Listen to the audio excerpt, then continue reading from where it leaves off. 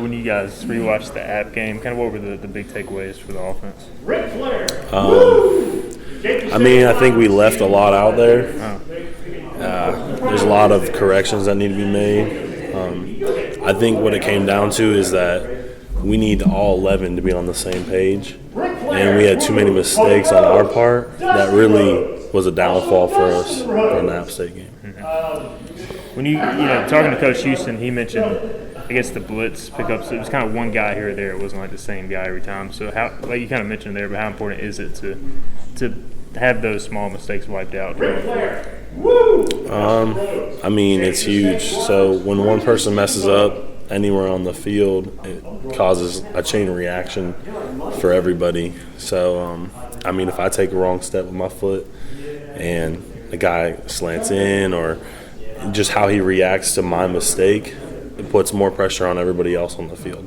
So if I'm not doing my job correctly, fundamentally, then that's putting more pressure on my 10 other teammates. How well do you feel like East Carolina matches up with South Carolina? I think we can match up well with everybody. We just got to come out and play our game and do our things fundamentally. And I think we can go toe-to-toe with anybody.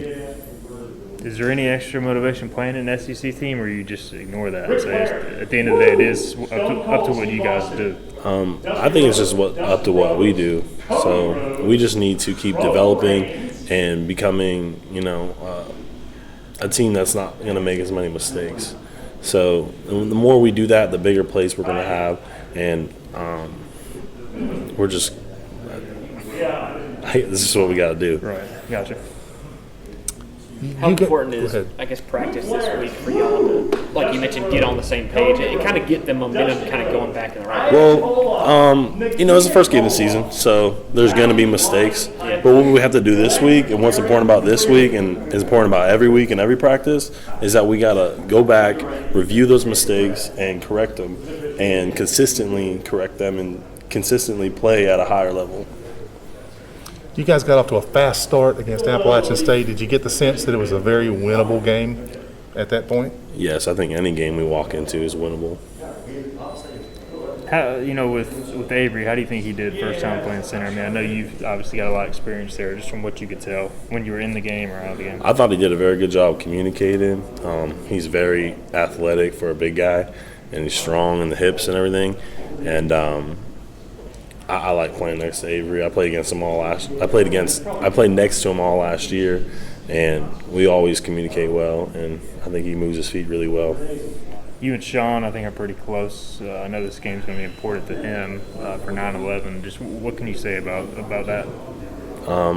Yeah, Sean and I are best friends. His dad's a big supporter for him and big supporter for me, and even over quarantine, he took me in for a little bit, and we worked out together.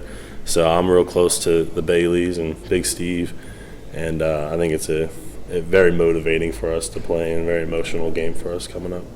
Fernando, talk about this huge crowd. I mean, it's going to be enormous. What is it going to be like to finally be in play? And you guys saw a big crowd last week, but this will be a pro ECU crowd. Just how yeah, it's going to be nice to be home and have everyone here in the stadium supporting us. It just brings a different element to the game. The atmosphere is just amazing. I know I felt so much better last week, not even at home, but just ECU and Greenville community coming out there supporting us. It just felt really good.